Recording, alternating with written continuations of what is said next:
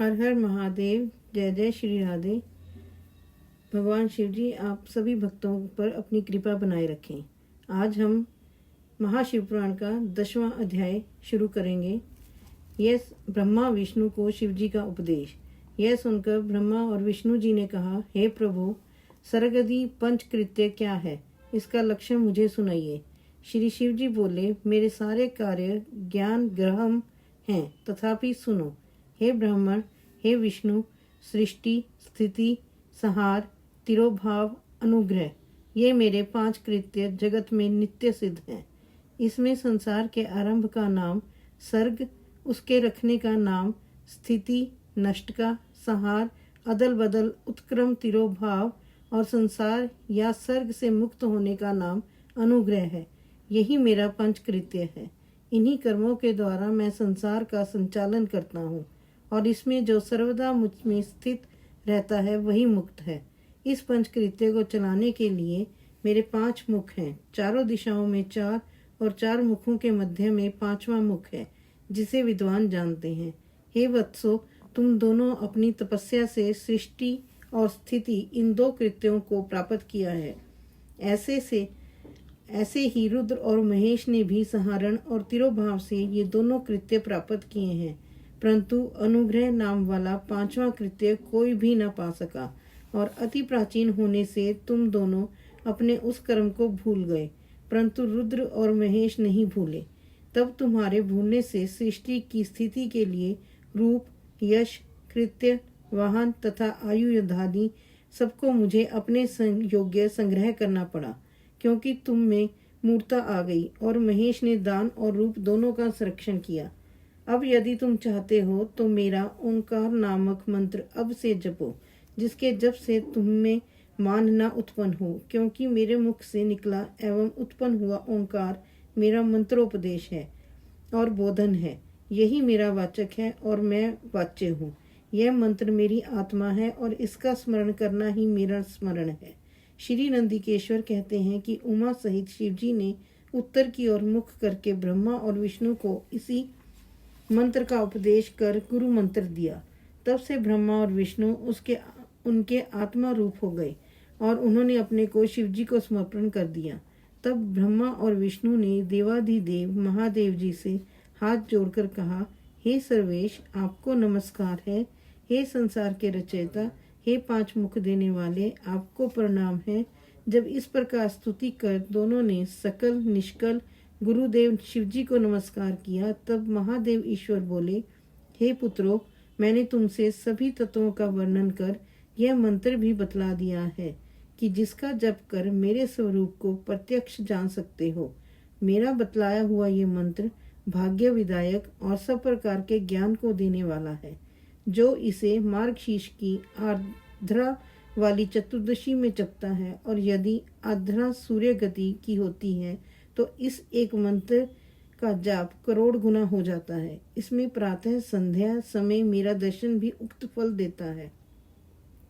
मेरे लिंग, स्तंभ और बेर मूर्ति, इन्हीं दोनों का पूजन करना उत्तम है। ओंकार मंत्र से लिंग का और पंचाक्षर मंत्र से बेर का पूजन करना योग्य है। ऐसा करने से मेरा पद सुलभ हो जाता है। ब्रह्मा और विष्णु को ऐसी शिक्षा देकर शिवजी वहीं अंतर ध्यान हो गए। 11वां अध्याय, शिवलिंग स्थापन। यह सुनकर ऋषियों ने पूछा, हे सूत जी, कैसे लिंग की स्थापना करनी चाहिए और उसके क्या लक्षण हैं? जिस देश अथवा काल में तथा जिस प्रकार उसका अर्चन करना योग्य है, कृपा कर मुझे बतलाइए।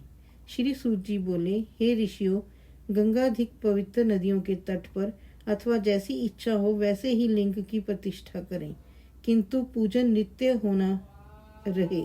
पृथ्वी संबंधी द्रव्य जलमय अथवा तेजस अर्थात धातु आदि से बना हुआ जैसे रूपी हो वैसे लिंग का रोपण करें। अगर मूर्ति बनानी हो तो छोटी बनावें, अचर बनानी हो तो बड़ी बनावें। शिवजी के लक्षणों से संयुक्त सिंहासन पर मूर्ति को पथरावें। मिट्टी, पत्थर और लोहा आदि के सांचे से इन्हीं धातुओं का 12 अंगुल का लिंग उत्तम होता है।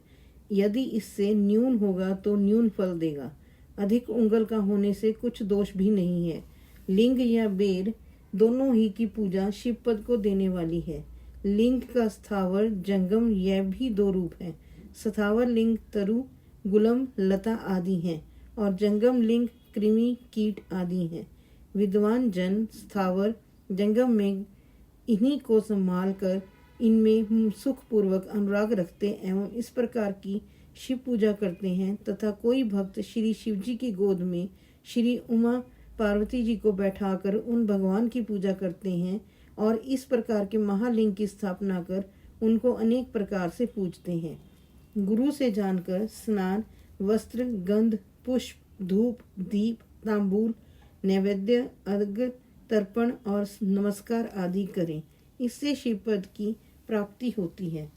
लिंग चाहे मनुष्यों या ऋषियों द्वारा स्थापित किए गए हों, नए स्थापित हों या स्वयं प्रादुर्भूत हों, सबके उपचार की उपरोक्त एक ही विधि है।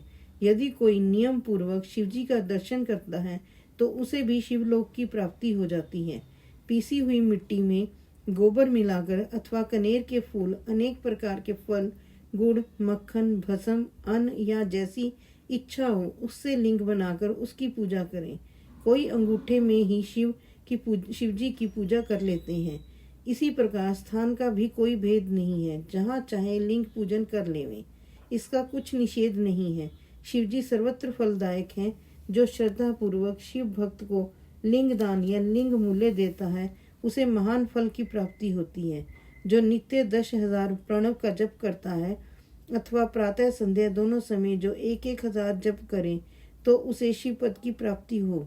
ब्राह्मणों को पंचाक्षर के जप में प्रणव लगाना चाहिए तथा फल प्राप्ति के लिए गुरु से दीक्षा पूर्वक मंत्र ले लेना योग्य है।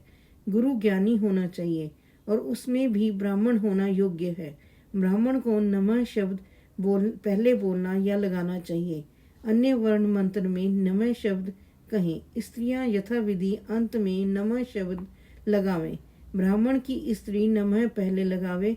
जो इस प्रकार 5 करोड़ मंत्र जपे वह सदा शिव के समान हो जावे। 1, 2, 3, 4 करोड़ जपे तो ब्रह्मादिकों का पद पावे। यदि इस प्रकार जप और पूजा का क्रम चलावे तो नित्य 1-2 ब्राह्मणों को भोजन करावे। यदि कोई ब्राह्मण नित्य प्राय 1008 ज्ञातरी मंत्र गायत्री का जप करे या नित्य वेद मंत्र सूक्त हो जपे तो वह शिव पद को पावे। इसके अतिरिक्त और भी बड़े बड़े मंत्र हैं कि जिनके जपने और वेद का पारायण करने से शिव पद की प्राप्ति होती है। मंत्रों में जो मंत्र अपने को प्रिय लगे उसे ही जपें। यदि कोई ओम इस मंत्र को 1000 बार जपे तो उसके सब मनोरथ पूर्ण हो। विद्वान को चाहिए कि वह आमरण शिव क्षेत्र में निवास करे। जहाँ कहीं मनुष्यों द्वारा लिंग पथराया होता है वहाँ 100 हाथ तक पुण्य क्षेत्र होता है। वहाँ जो भी पुण्य कर्म किया जाता है उसका 100 गुना फल मिलता है।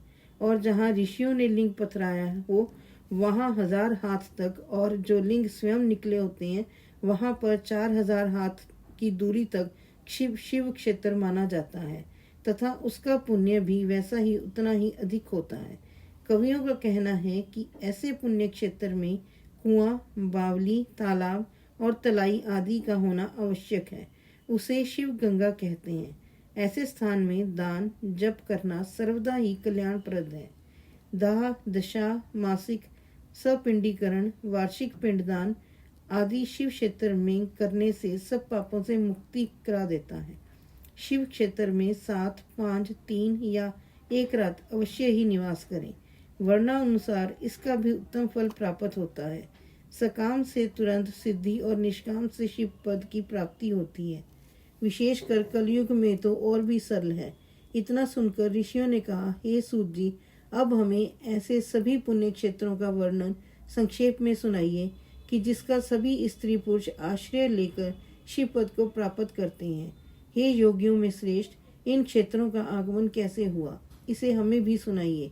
सूत जी ने कहा, हे ऋषियों, क्षेत्रों का आगमन जैसे हुआ वह सब श्रद्धा सहित सुनिए।